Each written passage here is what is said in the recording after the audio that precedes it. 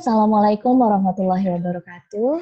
Waalaikumsalam warahmatullahi wabarakatuh. Salam sejahtera kepada Bapak dan Ibu peserta sharing session pada hari ini, Jumat tanggal 8 Mei 2020. Sharing session kali ini dilatar belakangi dengan adanya penetapan coronavirus disease sebagai pandemi global oleh WHO, sehingga beberapa negara menerapkan strategi lockdown. Begitu juga Indonesia sebagai negara terdampak ikut menerapkan beberapa strategi pemutusan rantai penyebaran COVID.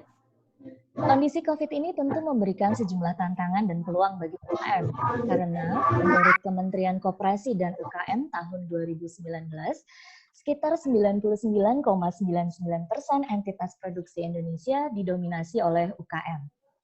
Nah, tanpa perlu berlama-lama, maka kami akan undang Bapak Insinyur Amal Suyanto MM, DBA, selaku akademisi dan praktisi untuk mengetengahkan presentasi dengan topik strategi pengelolaan perusahaan skala menengah di era corona.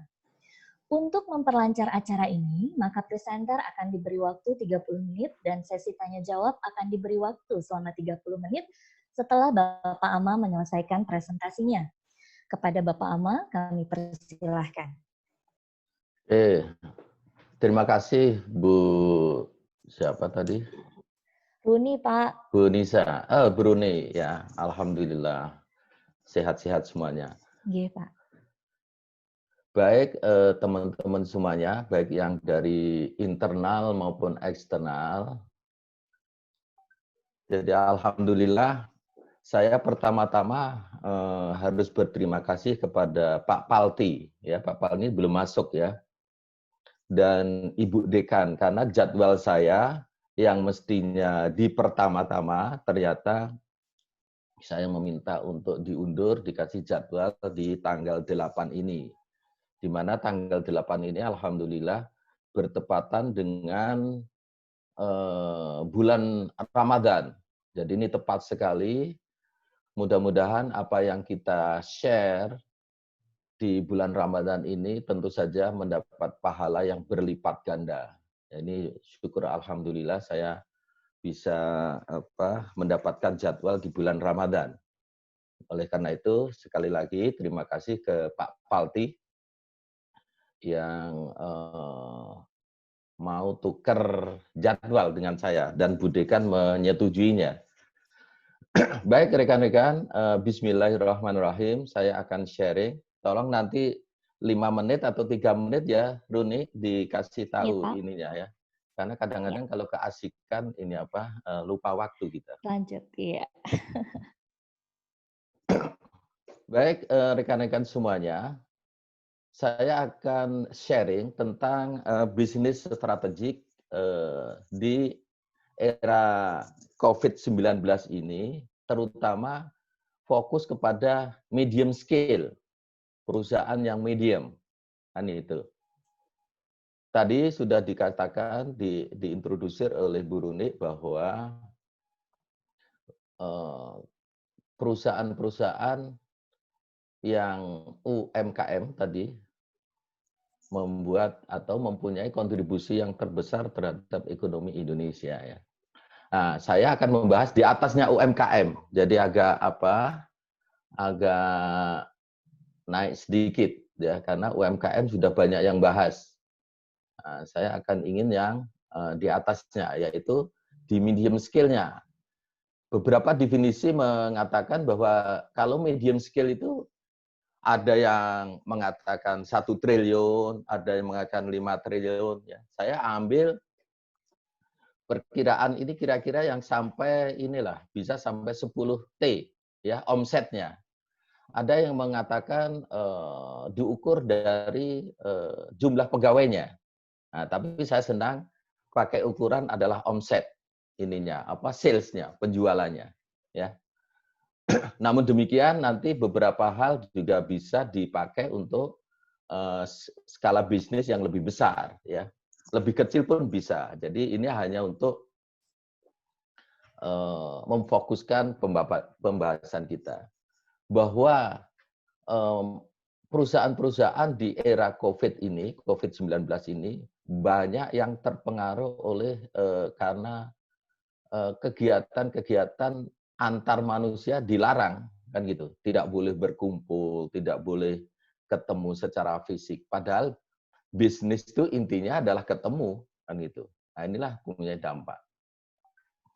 Apa yang saya share ada 3 bagian pokok. Yang pertama adalah menyampaikan situasi COVID-19 itu seperti apa.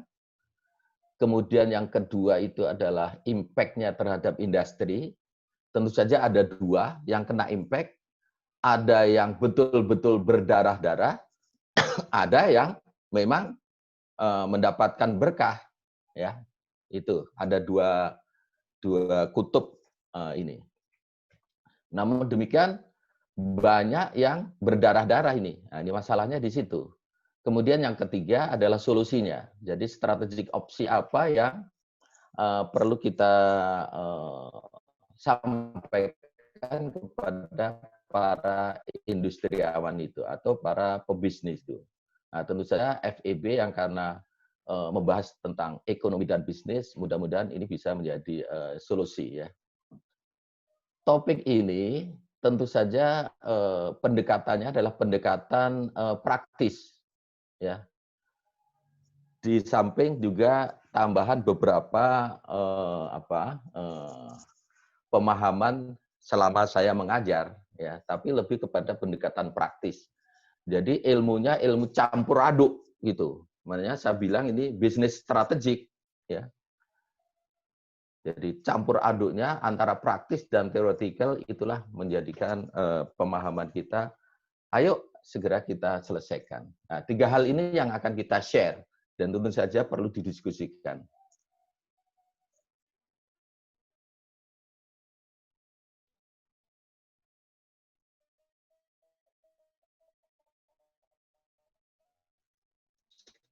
Sekarang kita mulai dengan situasi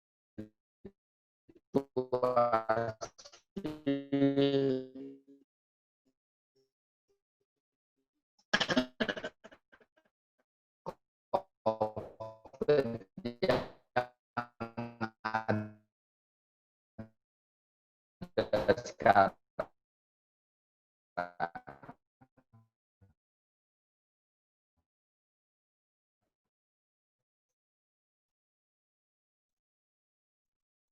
Ya, bahwa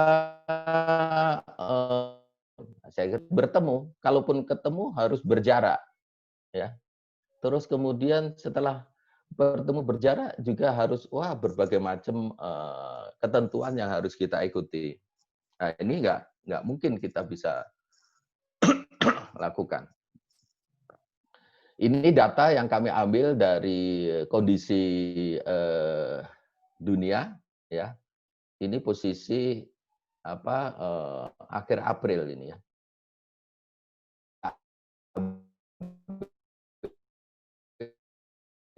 Dari punyanya McKinsey, ya, semuanya di berbagai benua telah terdampak terhadap apa yang namanya COVID-19 ini. Ini juga ini posisi adalah beberapa waktu yang lalu. Jadi ada 2,6 juta ya, yang meninggal 184 ribu. Tentu saja ini tambah terus 12 negara, terutama terdampak oleh pas juga di Indonesia. Nah, kalau data Indonesia saya ambil tadi malam itu ada 12.000 lebih ya yang terkonfirmasi kena COVID-19. Kalau kita lihat di bawah itu grafiknya ini masih naik terus ini Bu Dekan ini ya. Nah, tapi mudah-mudahan setelah sebelah kanan sana sudah mulai turun sehingga di akhir Mei atau awal April nanti sudah beres semuanya. Bahkan saya berharap itu di Idul Fitri nanti sudah bisa sholat Id bersama, sehingga betul-betul menjadi hari kemenangan kita sedang melawan COVID ini. Nah, betul-betul nanti di hari raya Lebaran tanggal 24 Mei, nah, kita bisa merayakan Lebaran bareng-bareng. Nah, mudah-mudahan itu harapan kita ya.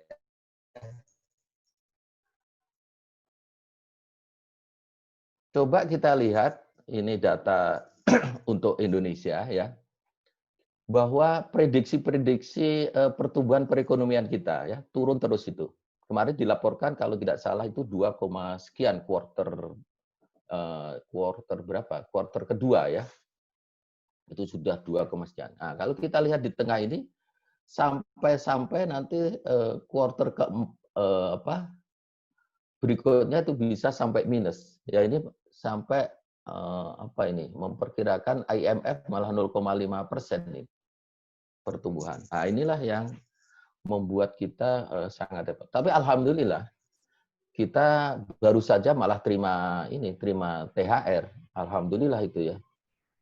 Yang lainnya masih berjuang untuk mendapatkan THR, kita tidak meminta, malah tiba-tiba bunyi 33 berapa Ombret 3355 355 atau 3655. Ya, syukur alhamdulillah ya. Namun demikian kita kemarin berbagi yang angkanya alhamdulillah ya cukup bagus dari sebagian rezeki yang kita terima ya.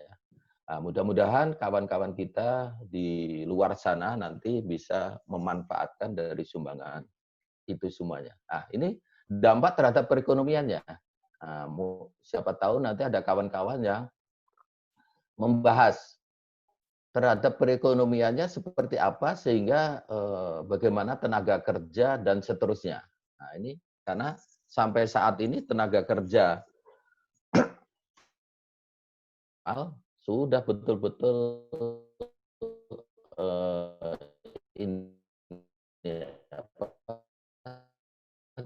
jutaan ya 3 jutaan sudah dia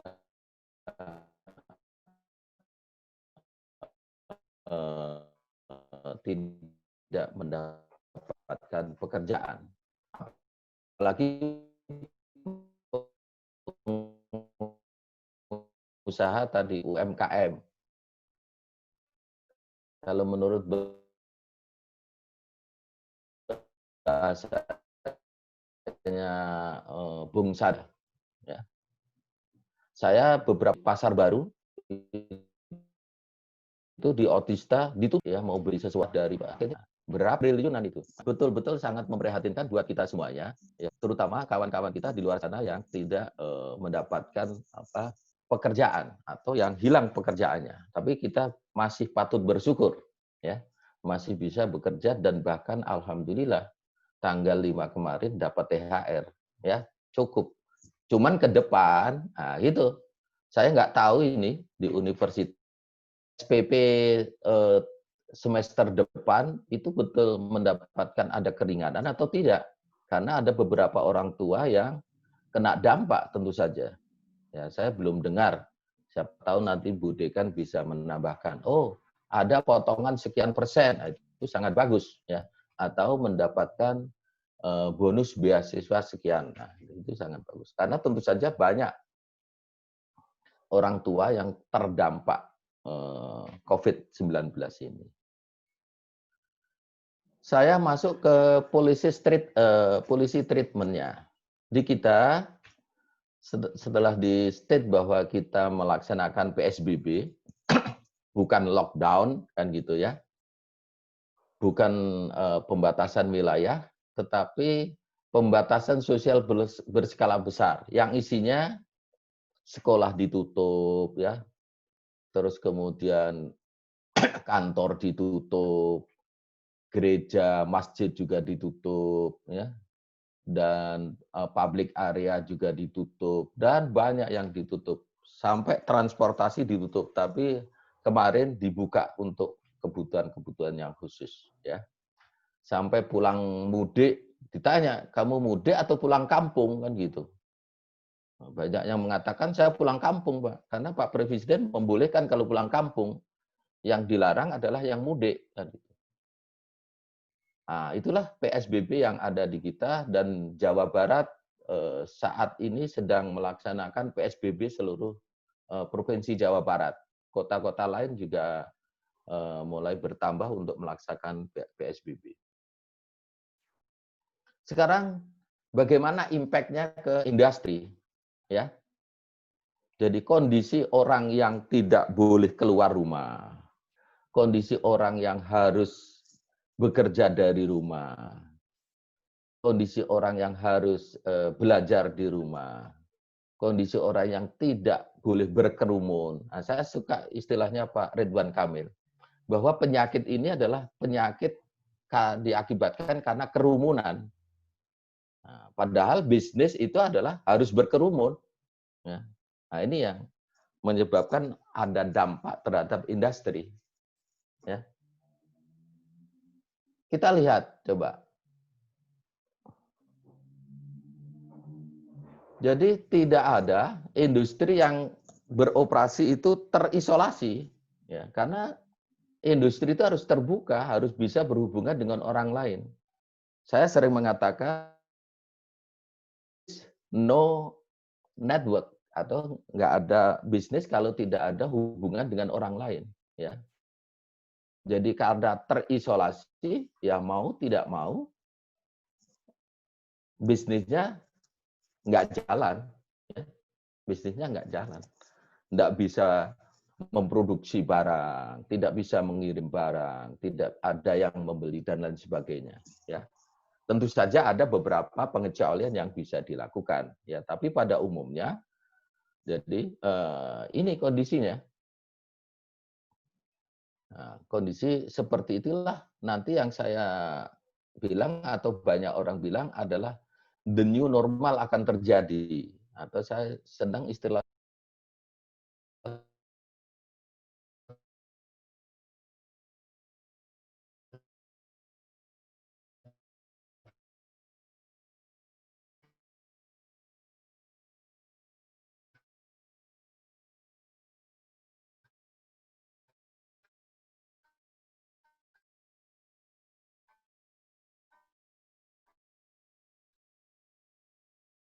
the new business pendidikan iklim, ya. Itu tidak semata-mata minta untuk mempilot lah, ya, bahwa dilindungi by law, bahwa supaya saya tidak kena hal-hal yang diminta oleh kreditor, yang karena memang kondisinya seperti itu. Nah, tapi ini kalau bisa jangan sampai ke arah sana. Mudah-mudahan tidak ada bisnis kita yang ke arah sana, ya. Ada beberapa kurang sedikit lagi nih, Bu Runi. Bagi perusahaan yang kondisinya hijau, ya, yang masih bisa naik, ayo push sales-nya, justru di push, ya, ditingkatkan terus produktivitasnya, kapasitinya kalau perlu juga ditingkat. Tentu saja dibarengi dengan efisiensi, ya, tetap efisiensi yang sangat ketat, karena kalau tidak, ya kita akan euforia dengan kondisi yang tubuh. Kemudian yang terakhir ini adalah setelah semuanya terjadi, walaupun itu belum berakhir, ya, kita harus prepare kepada